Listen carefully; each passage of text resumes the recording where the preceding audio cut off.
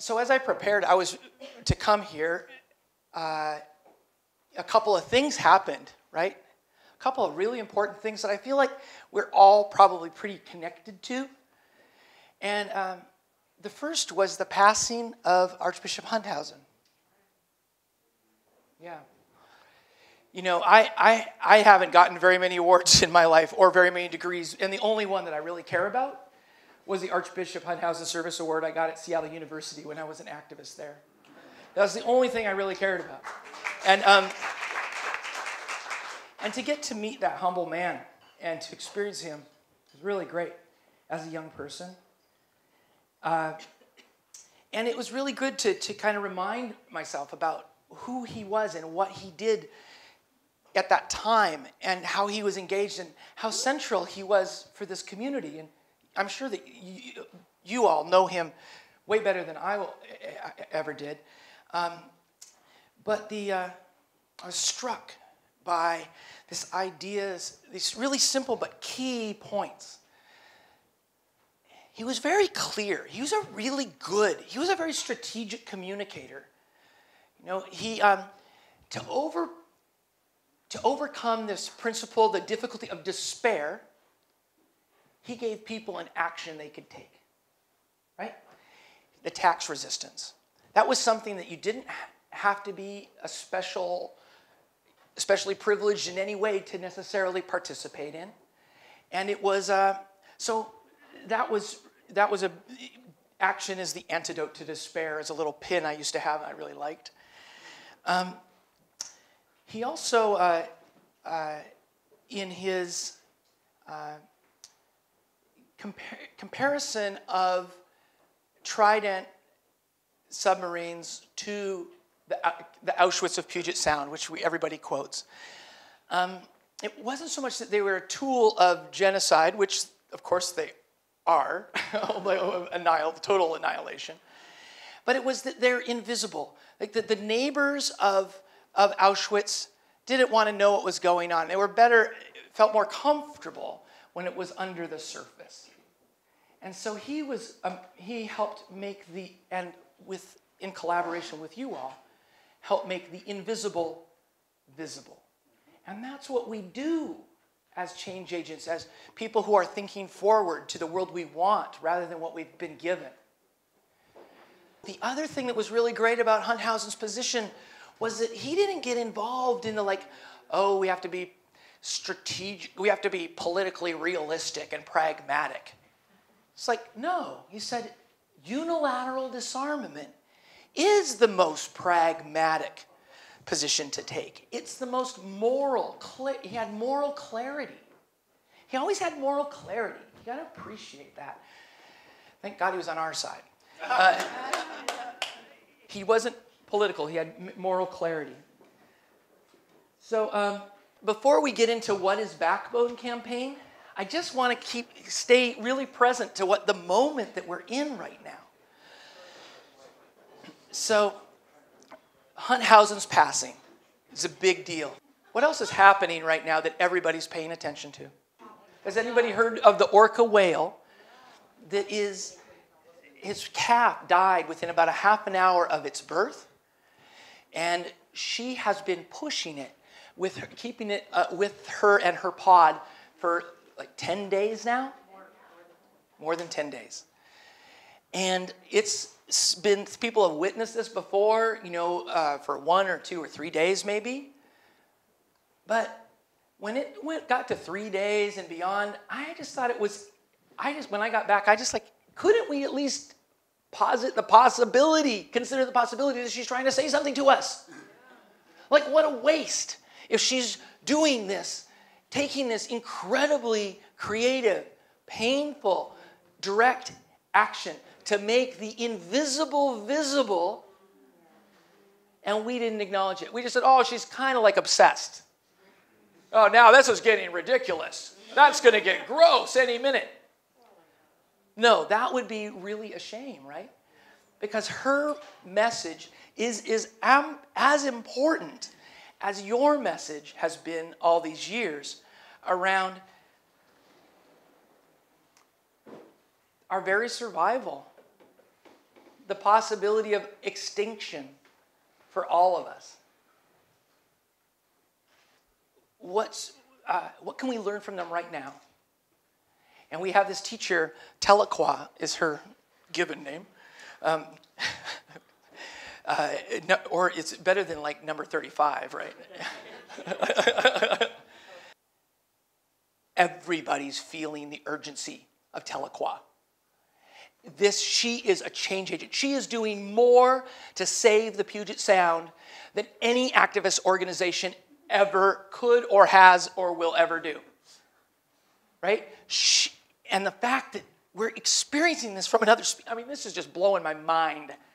How do we take moral action in a fight that is really, whether you're in Gaza or you're dealing with climate or you're stopping LNG in the 253, it's all about our survival as in a world worth living in. So, all right. Backbone Campaign. Has anybody heard of Who hasn't heard of Backbone Campaign before? Go ahead. Don't be embarrassed, please. Oh, good. You give me an excuse to actually show some of these slides. That's really nice of you. Thank you. Yeah, okay, good. Does anybody climb trees? Does anybody like to climb trees? So I like to climb trees too. But, and when I was about 22, 23 years old, 1992, I was up in this tree and I was watching the sunset on Vashon. It's a fir tree. And what do you like about being at the top of the tree? What's the view, right? Do you see the rolling? Or like when you're on the top of a ridge and you see the rolling canopy and you see from the top and you see the birds coming out of it like at the water, it's like, and they're flitting from treetop to treetop and the crows are doing their thing, going to the sun or going away from the sun or whatever the hell their thing is. So that was beautiful. I'm like, yeah, this is beautiful. Nature's beautiful. I'm part of nature. We're all beautiful. I'm beautiful. I stepped down, crack. The branch I stepped on broke. Bummer. I lost my grip. I fell backwards. And I was 50, 60 feet up. And I was smart enough to know that to say to myself, and this is all I said, no real emotion around it, just like this could be it. As I fell to the ground. I don't know what happened. There were probably dead branches in between two trees that slowed me down. Regardless, I hit the ground. Like, I'm alive, I think. I think I'm alive. Yeah, I lived. Yeah, cool. No, I died. That was it. Yeah. No, so it's a good ending, right? So it depends on which side you're on. So then my arms weren't broken. Like I'd fallen off a ladder and broken my arm, and that looks really scary. And my legs weren't broken. I'm like, cool. I got a lucky guy. So then I tried to get up. Not so much. So T12, L1, and 2 are vertebrae in your spine that you really need, along with the rest of them, and they were crushed. I didn't know that at the time. I just knew that I couldn't actually, I thought about getting up, but I couldn't actually manifest it. Like, don't you feel that way? Like, we want nuclear disarmament. Having a hard time manifesting it, though, right? And that's what that metaphor's been for me. Luckily, my buddy Donald came and he found me under the tree. He was coming to visit me, thank God, because I was starting to lose breath. When you fall that far, stuff happens inside to your lungs, and the blood was collecting. Anyway, they got me on a board, and they stabilized my neck, and then they got me in an 8 car and put a flutter valve in my chest and released the... Anyway, I'm fine. It was fine. I had 2 big surgeries. We can show off the scars some other time when we're drinking. The big metaphor is that other thing, though, right? It's like you have an aspiration, but you cannot manifest that aspiration. You can't make it happen in the world that you live in. Mine was simple. I wanted to get up. A lot of us have we have a lot bigger aspirations, universal health care, world peace, but it's hard to manifest them in the world. And so for me, that has become a really good excuse to have named it Backbone Campaign. Besides, with some friends, we just thought it'd be super funny if we brought a giant backbone to the Democrats. And so we built like this 70-foot-long spandex backbone in 2004 and brought it to their convention. And that's where, and we started giving out backbone awards and spineless citations. And we were just riffing on theme and variation, you know, anything we could do. But to me, it's more important than giving the Democrats a backbone, which that operation never took, by the way. I don't know, maybe you noticed. It's really about we the people having backbone. It's about if we want to manifest our aspirations, the world we want to live in, we need to have the power to do so. And that power is what I think is what we call social movement. Right? So it's a great metaphor anyway, right? It's flexible, it's strong, it's the center of your being, it's the core of your values, etc. So Backbone Campaign's kind of elongated mission statement, kind of elongated like my bio. Let's all read it aloud. Backbone Campaign amplifies the aspirations of we the people with creative strategies and artful activism to manifest a world where life, community, nature, and our obligations to future generations are honored as sacred. All right, I know it's a mouthful. It might be more than 3 ideas, I'm not sure. I'll count. But all these fights that we fight, you know, the reason we did the backbone first, and I'm not going to show you the scars, I'm just going to show you the back of the shirt. Right? Oh, sorry. Ed, I just screwed up. Oh, yeah, help me out. All right. Help me out. See your back. Okay, that's enough of that. Get this back. Okay, get it dressed. There you go. All right, thank you. Okay. All right, good. All right, thank you. I almost lost control there, Ed. Sorry about that. All right, you look good. All right, good. Thanks. All right, so anyway, all the issues that we care about, they're all connected, right? That's why we all care about them. And so to me, the reason I care about things like understanding the history of conflict, understanding grand strategy, and people who study how you win is because I think we're in a battle. And I know that can be hard to use that kind of language when we're engaged in the peace movement. But I think this battle is a moral battle. So, in building a social movement, going from the power we have, which is not enough, to the power we need to manifest our visions and reach our goals, we have to build a movement. We have to start delivering victories. We have to create alliances, etc. And I'm going to go into a breakdown of some of those ideas. And actually, a bunch of these things, ironically, come from the Pentagon. You've had the intelligence agencies in here earlier today. Now we have the Pentagon. Now, Chuck Spinney is the former Pentagon analyst, and he was a protege of a guy named Colonel John R. Boyd. And Colonel Boyd was credited with being the fighter pilot who updated the art of war. Now, he did all these interesting briefings with his team.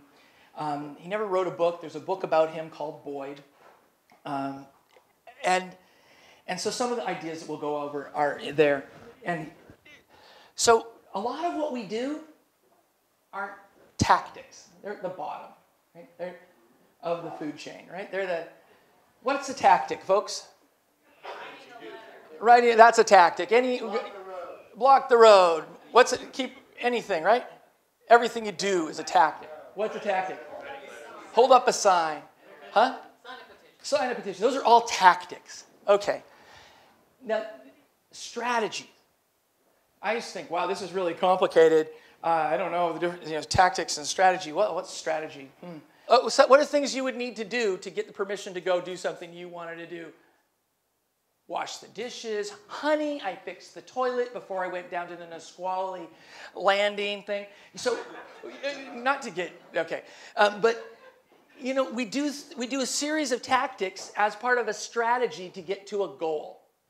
So, tactics serve strategies, and strategies serve goals, and goals serve vision. So, we have this vision for I don't want to get too lofty. A world where there are salmon runs and the orcas in our future, right? Or maybe we go all out. We want electric trains and renewable energy, and we want world peace, and and everybody to eat and have housing and have meaningful work and access to health. Yeah, so we want all those things, right? So what are some of the goals we have to get to? So let's scale back the vision first. Let's say we wanted the orca to survive. If we want the orca to survive, what has to happen? What are some things that have to happen? More salmon. There have to be more Chinook salmon. Okay.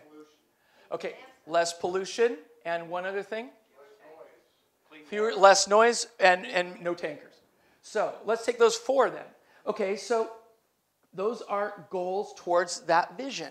So the goals of Chinook salmon. So each one we're going to need strategies for. We're probably going to need sub-strategies, and we're probably going to use a bunch of different tactics. But what might be a goal, to reach the goal of more Chinook salmon, what is something that we would have to do? We're going to have a strategy for getting more salmon. What's one of the things we're going to have to do to get more Chinook salmon? Take down the Salmon River. Breach the lower Snake River dams. Right. So we got to breach the lower Snake River dams if we want to achieve our goal, which would be part of getting to our vision. So we want to breach the lower Snake River dams. Who has influence on deciding whether those dams come down or stay? Federal government and tribes and yeah, I guess, huh? Yeah, I think so. And I think that and Inslee and the farm, special interests, and maybe Attorney General Bob Ferguson, and Bob Ferguson, he kind of screwed up recently. He went to the Supreme Court against the tribes of Washington State. Right? Bad move, Bob. Lots of good stuff, but that was a bad move because the tribes have been really the leaders, right? The indigenous people have been the leaders in all of the successful anti-fossil fuel movements that we've been part of, right? Give them freaking credit. They have been on the front line, and it's their power, the reason that we're delivering victories. So, what does Bob Ferguson and this guy Noah Purcell do? They go and say, no, we don't want to put out, you can't tell us to put in culverts. What if you just insisted on us taking out dams? We've got it, you can't, that's overreaching. Luckily, the Supreme Court, Kennedy acquitted himself or recused himself, and it was a 4-4 decision, so they lucked out. They didn't screw up too deep. Because that would have been really bad for all of us if the tribes lost power right now. So we need to go back to them, and actually I called them on Friday and said, you have a really great opportunity here to sue the Army Corps of Engineers along with the tribes to take down the Snake River dams. So anyway, we're getting in the weeds a little bit there, but tactics are strategies, strategies serve goals, goals serve vision. So if we want world peace, or let's say nuclear disarmament, and what we do is we do tactics, but we don't have a strategy, and we don't have inner goals that we can articulate, and maybe you all do. But a lot of us struggle with these things, making sure that we're not just doing tactics for tactics' sakes, that we're not reactivists rather than activists and change agents. Who wants to be an activist? I want to be a change agent. I want to deliver victory. Winning is more fun. Because we're in a battle of paradigms. It's not a battle over this person or that person. It's a battle of values. It's basically, I don't know. Some people think about it as, people versus corporations. That's not a terrible, framework, way of understanding it. But I think it's even more than that. I think it's that we have a national religion called capitalism. And in capitalism, it comes from this Protestant ethic where you only know that you're going to heaven if somebody else is less well off than you are. Seriously, that's Max Weber, was analyzing that some time ago. And so in this system, with capitalism as the national religion, actually, the inequality is a sacrament of capitalism. You have to have inequality if you're going to prove that you're chosen and you're going to go up in the rapture like a bottle rocket. So then that gives you, the 1% and everybody else, the 99. And the shining on a hill is just a reference, a historical reference. Okay. Here's another participatory part. I know this really boring participatory parts, but here, we're going to read this anyway. Everybody now. We, the corporations, transcending the boundaries of nations, in order to protect us from the people, ensure our right to extract and exploit, provide the defense of profit with impunity, and secure the blessings of wealth and privilege for those who have it already, do ordain and appropriate this Constitution of the United States of America. Oh, bravo. Give yourselves a hand. So that's really moving, y'all. And that is kind of like the creed of where you get things like Citizens United. Property rights. Then no, why not corporate rights? Right? So here's the first anniversary of Citizens United, and we got a permit. We never get permits. But we got a permit because we really wanted to put a sold sign on the U.S. Capitol lawn. So we had Blackie Water and Goldie Sachs and Mona Santo, and Goldie Sachs was like, yeah, First Amendment rights, money talks, I should know. And Mona Santo, pardon me, she's like, oh, but what we really need now is Fourth Amendment privacy rights, so nobody knows what we're doing. And then Blackie Water would have nothing. He will never be satisfied until there are Second Amendment rights for corporations. Okay. So, investor rights.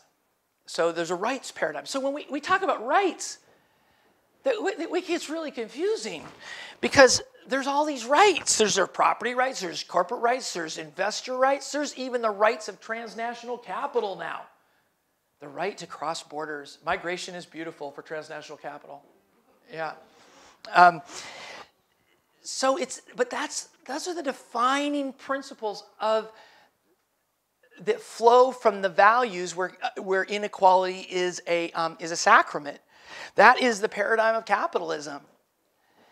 And oh my God, WTF? It's crazy. Okay, that's not our paradigm, right? So what is our paradigm? Our paradigm is no, not everything isn't for sale. No, we do say no double negatives, Bill.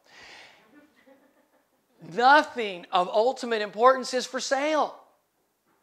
The orcas are not for sale. The livable oceans, the breathable atmosphere, air, etc. It's not for sale. Human life, your time, honestly, is sacred. So somehow, this is, I think, the defining paradigm difference. That's where you get things, where we get and talk about a more perfect union. And I don't want to get into a conversation about the difference between the Declaration of Independence and the Constitution.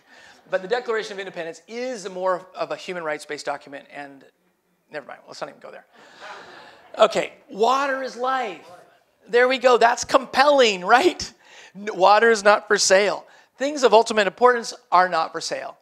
So instead of this idea that salvation is me flying up into heaven as a bottle rocket because I've got more than the next guy, what if we went way back, rewind before like patriarchy, and we said, no, actually, salvation is about the survival of the community in a place over generations, over time. And that community includes the orca and the salmon and the cedar and all the little creatures I don't know the names of. So I think it's good to think about the vision, to understand why it is that we reach beyond the boundaries of our special issue that we're expert in, and why that solidarity is so important. Because fundamentally, our core value is that we're all in this together. And that's worth fighting for. That rights are for people because we're all in this together. Rights, then we can talk about rights. If you talk about rights without talking about values, You get into an endless argument that's what about responsibilities and what about, it's just confusing. So go right to the values. What's sacred to people? In the Defend Our Coast rally up in BC some years ago, the Indigenous First Nations speakers were saying things like, the elders are saying that this is a spiritual struggle. This is fundamentally a spiritual struggle, and it has to be fought from a place of love. Sounds a lot like Hunthausen to me. It's a spiritual struggle that has to be fought from a place of love. And that's why I call this spiel, love wins. Like, here we go. Now this is going to get dry and boring. Political calculus. Oh my God, you got to be kidding me. Okay, what is politics? Some people call politics the art of the possible. Okay. Well, did anybody see Jay Inslee's video this week about the orcas? He did it on Friday, I think. Oh my God, it was so unscripted. It was totally unlike him. It was poor production value. He fumbled through the words. He was like desperate to show up and lead on something, lead on the orca thing. And he knew he couldn't be silent. Why? Not because, why didn't he do it 2 weeks ago? Why didn't he do a slick video on it? You know, because, okay, I should have, calculus. I graduated from Evergreen. So I did not have, I went there specifically, so I've never taken a class I didn't want to take, including calculus.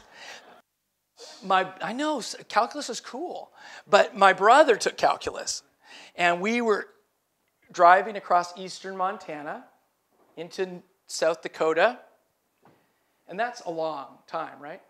Have anybody driven across eastern Montana to South Dakota? It takes a long time, right? And we didn't get to talk about calculus on the way there. But on the way back, we're driving from South Dakota through into eastern Montana, I finally said, Jerry, what is calculus?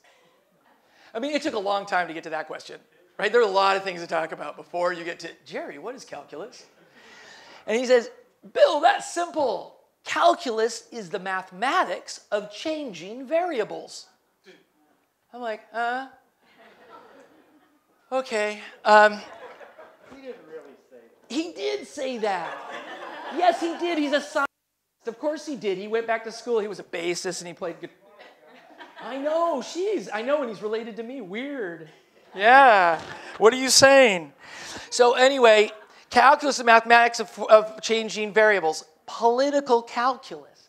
Oh, ding, ding, ding, ding, ding. No, I hear them going off. Okay, now, so when we ask politicians to do stuff, forget about it. Forget it. Don't ask corporations to change. Don't ask politicians to do anything. They'll just never do it, or one of them will do it and the other one will vote the other way and it'll all even out. You don't get change by asking politicians for favors. You get change by building power as a social movement. You get change by having, has anybody been in a marching band? Yeah, these people are like expert guiders. You know, in marching band, you're always looking like, but you use your peripheral vision. Oh, I'm not ahead or behind the person next to me, right? Keeping my diagonal, right? That's politicians. Only they go like this. No, I'm really leaning. And that was not a problem for Hunthausen. So anyway, but it is an issue for Isley and everybody else pretty much in that profession. So don't ask them for favors. Build power. That's the only way we get change. So you change the political calculus. You change the economic variables. You make it so it's an existential requirement for their survival in the world that they live in to do what you want them to do. You change economics, you change the social or the cultural values. So what is Tahlequah doing? Tahlequah is waking up so many people, and they're saying, hell yeah, we want the southern orca to live, and god dang it, why isn't somebody doing something about those Chinook, and why the hell is there not even the mention of dam removals in the executive order that you issued, Jay Inslee? Shame on you. Yeah, Jay Inslee's like, I'm ready to do a speech now. Right, that's the shit. That's what happens. Thank you, Telequa. Okay, so paradigm battle. This is the realm of the politically possible. Right there in the middle. That's the society we have. This is the society we want. This is the society that is trying to take over everything. So we celebrate that nothing of ultimate value is for sale, that there are sacred, unalienable rights for humans, communities, and nature. And we celebrate the beauty of that. We also toxify and decrease the purchase of this value system that wants to make everything for sale, the commodification of everything and everyone. And we push it out. So we celebrate and we toxify. We protect what we love, right? If you've ever gone on a campaign that was successful, you probably were on a campaign where people actually cared. They probably loved something. Okay, back into the weeds. Grand strategy. Grand strategy is not a template for creating your strategy. You do not just add water.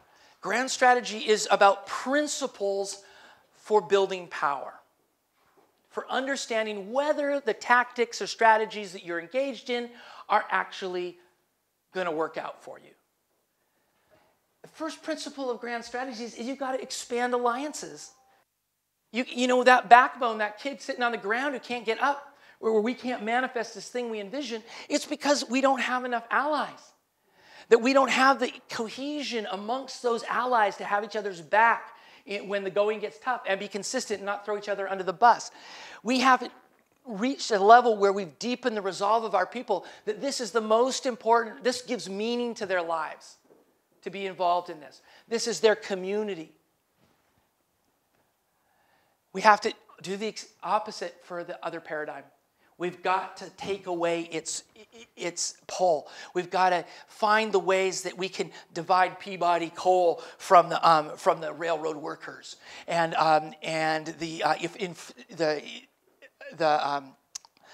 refinery workers from Exxon, etc. We got to decrease the cohesion, that purchase on those people's lives. It's often because of fear. We've got to weaken the resolve of, and the people should not be proud to be racist. That's so terrible that we've gone so backwards. Political correctness was about decency, striving for decency. We've got to make it again, so people should be ashamed to speak in those ways. They should feel like they want to find new language. So we need to weaken people's resolve, and sometimes that's making fun. Sometimes we do that with humor.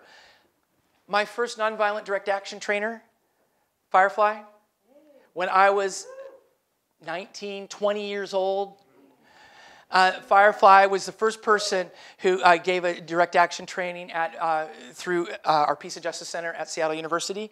And I remember him saying that humor and awe are incompatible with anger or violence. Humor and awe.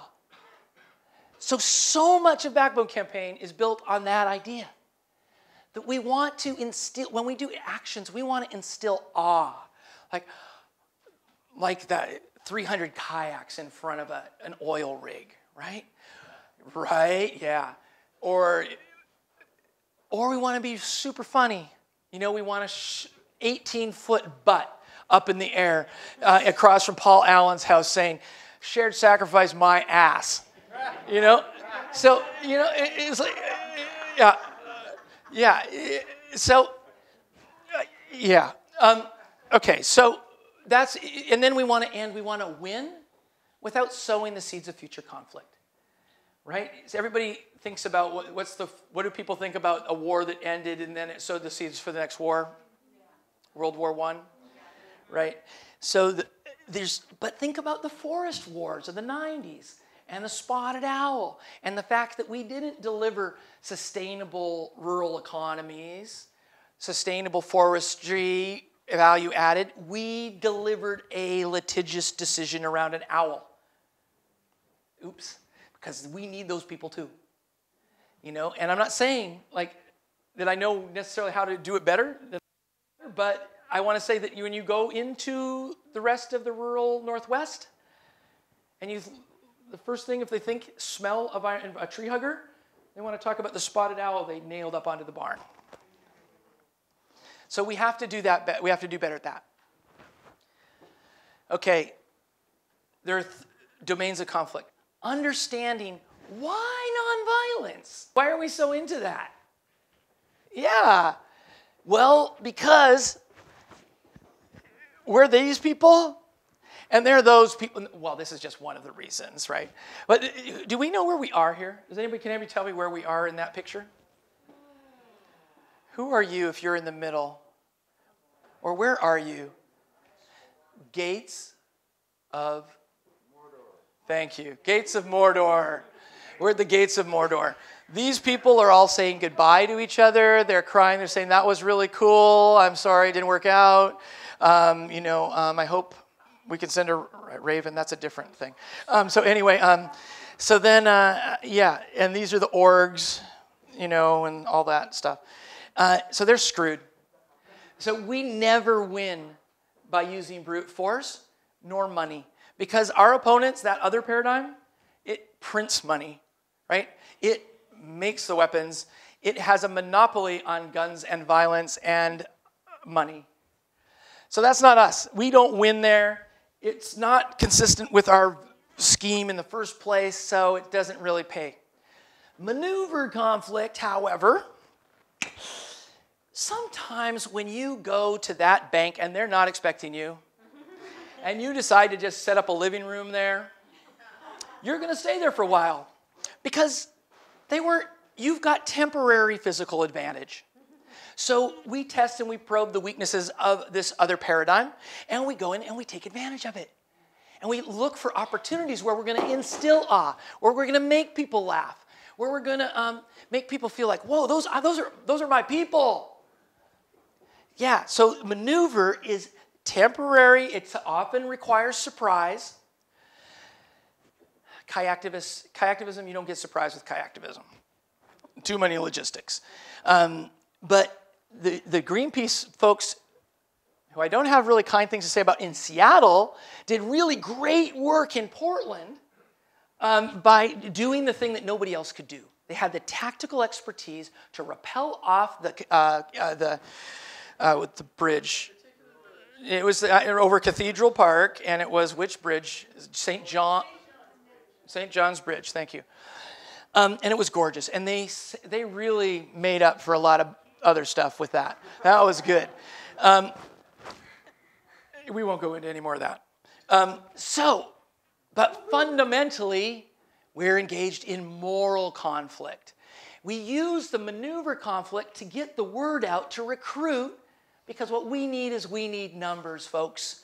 We need that whole spine filled up. We need broad alliances with a lot of cohesion and a deep resolve and that are shifting culture, right? We set up this is a great David versus Goliath, right? People are on the water. They're dependent upon each other. They're on the water that they love and they're working to protect, even though we're talking about climate change. They're actually having an impact on something they otherwise they probably couldn't even touch. Like, that's what I hate about some of the issues we have to deal with, including nuclear warfare. So it's really hard to touch. It's really hard to make it immediate to people. Material movements in the past, they make a material difference in people's lives. People protect what they love. It gets really complicated when you're talking about nuclear annihilation. It's very scary, but anyway, shifting the variables in that political calculus by appealing to the deepest aspirations and values, people have to feel like they're engaged in the thing that gives them meaning in their life, and they love the people around them, and they want to come back next week. So that's domains of conflict, and before that was a theory of grand strategy, 3 pieces of grand strategy. And so the next piece, and isn't a lot more, is grand tactics. Fundamental ideas around the tactics, very similar to this toxify and celebrate stuff. We want our cause to be the moral equivalence of everything good. Maybe some people, they say at the Pentagon, they say motherhood. Not everybody has a nice relationship with their mother, so whatever. Anyway, that's what they say at the Pentagon is motherhood. Motherhood and mismatch. Grand tactical idea. It has to be an unassailable good. When you do something, you can be unattackable. Of course, they're going to say your kayaks are made out of plastic, but you got so much other stuff on them, it doesn't really matter. That's just noise. Okay, and mismatch. You got it. So here's the motherhood part. So this is on Moyer Island in 2009, stopping an industrial gravel mine. The orca ate there, and the offshore, and the eelgrass and the salmon, etc. So we use the icons. These are sacred. These are sacred to people. Salmon, even if you've only been here a generation, maybe you haven't even been here that long, you can feel it around here. Orca, salmon, the Salish Sea, this is a sacred thing. Okay. So, touch into what people love. We the People, this is at the Women's March in D.C. We've done this like many times with the giant We the People Constitution. People like that, feel connected to this idea of a more perfect union and working together to that, pledging to that. Mismatch. Mismatch, I'm going to get out of the wordy slide. Mismatch is about the difference between things, like what is claimed to be real and people's experience of what's real. So trickle down. For instance, people, people still talk about trickle down, which amazes me, actually. But most people know, I think, hopefully, I don't know, 50, enough, never mind. Who knows what people think. But hopefully, a lot of us know that trickle down doesn't actually work. So our experience is we just keep getting poorer. The difference between who they claim to be and what they actually are. So BP was they're beyond petroleum for a while, right? Yeah, right.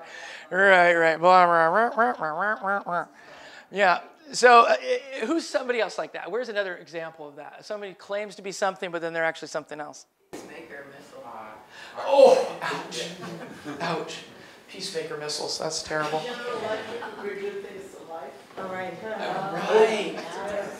Right. GE. Right. You're getting it. You're good at this. You've probably been in the game a while. What do they say they're doing and what they're actually doing? So, Obama was getting ready to go to Alaska to be the climate president, and then all these pesky kayakers go out there and expose that he's allowing Arctic drilling to happen. That kind of was a little bit embarrassing. And actually, I got this firsthand, or secondhand, I guess, that a person who works with the not the Compton Foundation. She was at the White House. They're helping organize the Arctic trip in the following fall, and usually everything was cool. That day, let's say it was May 19th, after the May 15th, May 16th paddle in Seattle. The White House guy comes in, what are we going to do about this? And he puts down the New York Times, the Washington Post with a picture of the kayak activist in front of the thing, in front of the oil rig. And he was not friendly at all. And it turns out that all this time, there was a rule that they had at their disposal called the Walrus Rule.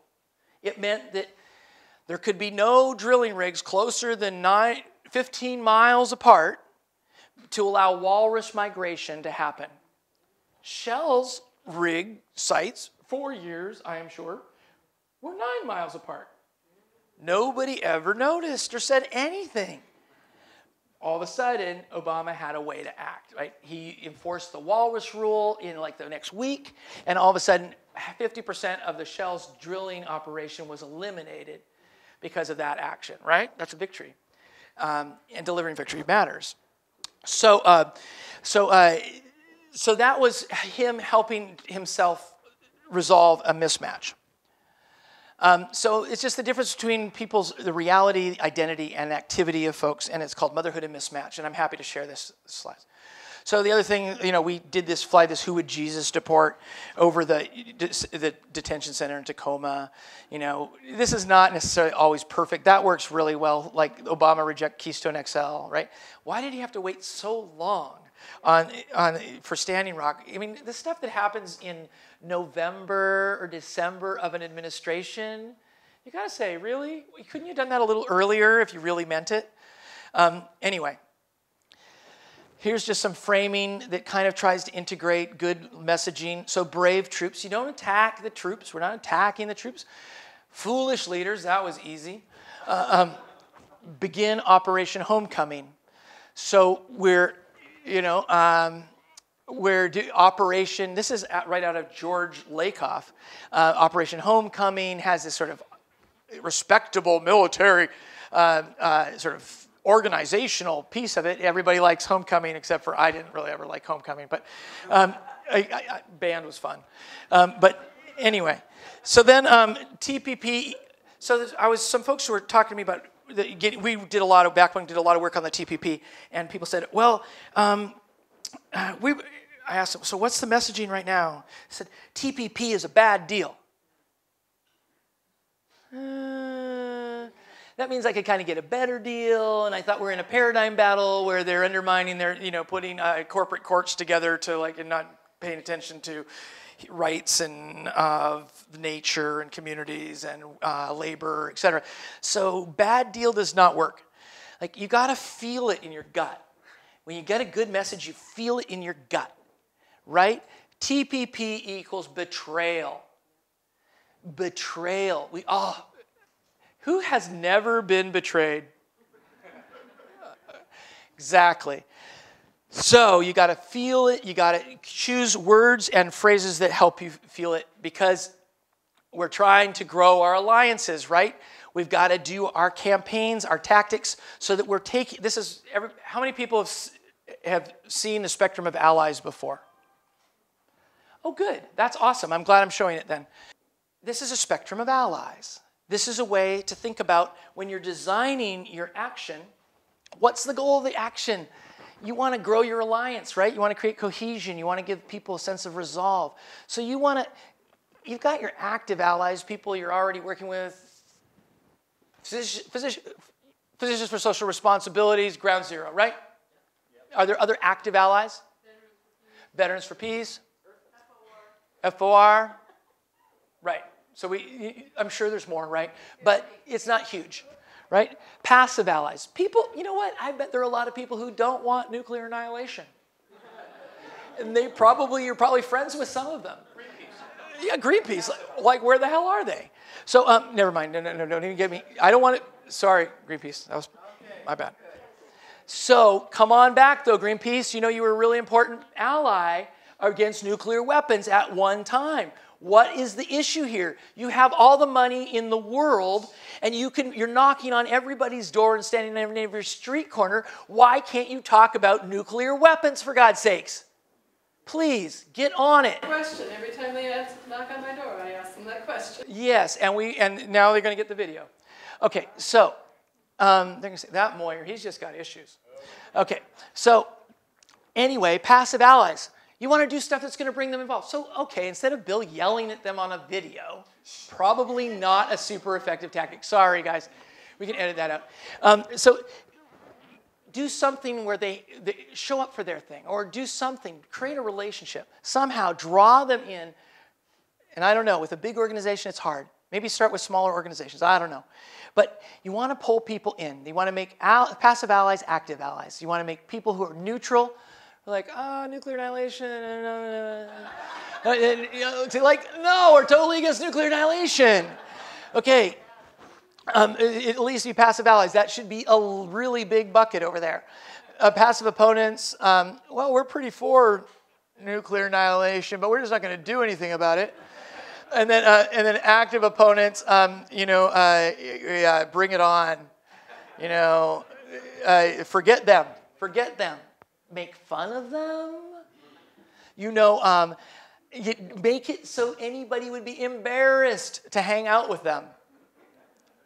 And let them marginalize themselves.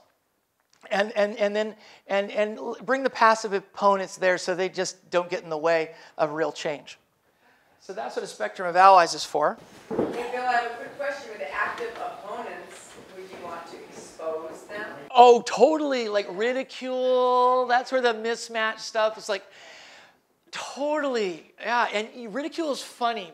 Ridicule is tricky.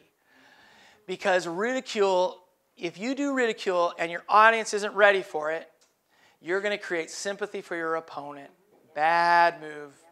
And if you do it with the wrong tone, same difference. You know, it's, yes.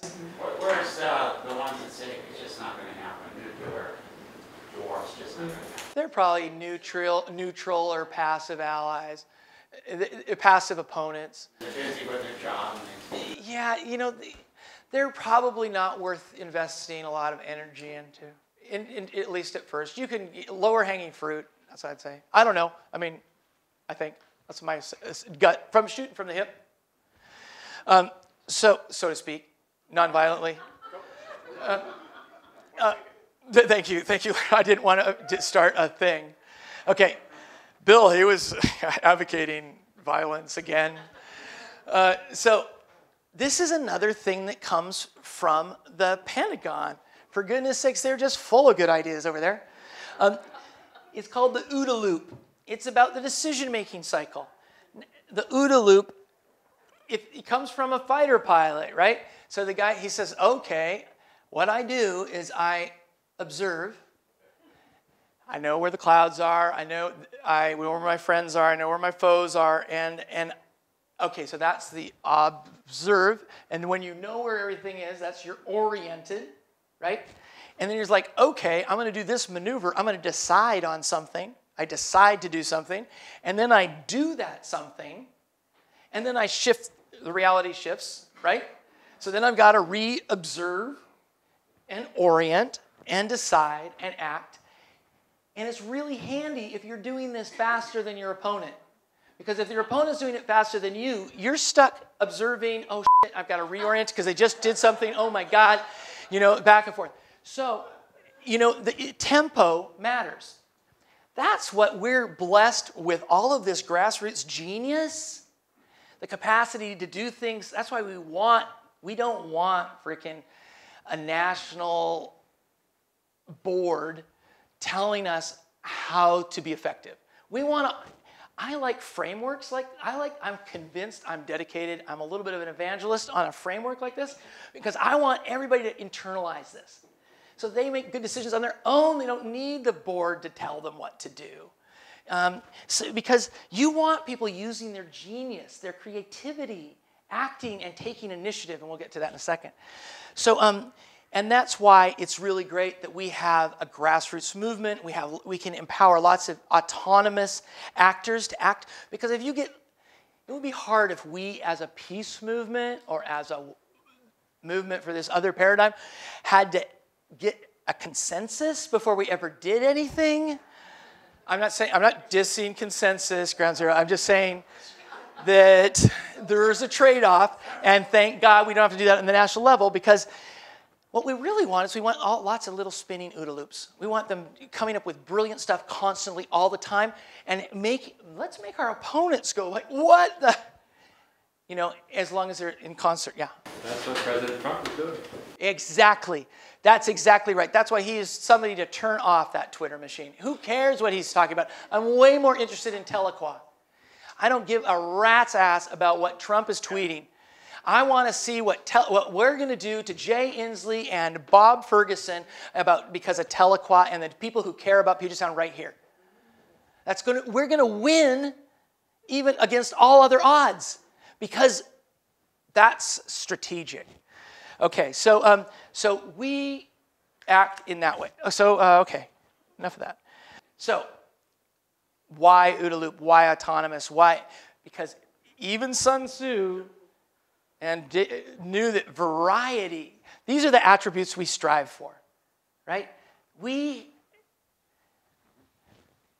Spectrum of tactics. We have to have lots of different tactics. We can't do the same tactic over and over again. Or they're going to know exactly how to react. They're going to train, the system adjusts for it, right? They train for it. You've got to make them guess a little bit, you know? Variety. Rapidity. capacity for speedy mobilization, unencumbered action, fast deployment. We have to encourage that if we're going to win, and winning matters. Initiative. We need to take the initiative. When it's handed to us on a silver platter by an orca whale, or whatever, you've got to be able to go for it, because you want to get out there and you want to define the terms of the debate before anybody else does. You want them to be reacting to your language, not you be reacting to their language. You don't want them to set the frame in a way. Harmony. We get harmony by training, by dialogue, by constant communication. Harmony is really about us not throwing each other under the bus or screwing it up big time by not paying attention to, not playing a little bit by sort of the framework. So we harmonize autonomous action by training and what did I say there? A lot of stuff. Oh, let's read it. Thank you. Participation. Harmony. Through shared theory of change, lexicon, vision, goals for autonomous actors to use/exercise their initiative with rapidity, deploying broad, changing, unpredictable tactics that are in line with the motherhood and mismatch goals in order to pull people to our cause, champion their cause. Okay. It probably could use some work, but it wasn't bad. You were great. And as Napoleon says, audacity, he said it in French. Anybody do French? Audacity, something like that, right? So it sounds like audacity, but it sounds cooler. Yeah. So audacity, be audacious. Like, do something like, no way, they would not have done that. And the first 10 times, it'll feel really great. But then it'll go like, okay, we've seen that already. So you have to keep being creative. So a good tactic is one your people enjoy. If they don't enjoy it, throw it out. All right.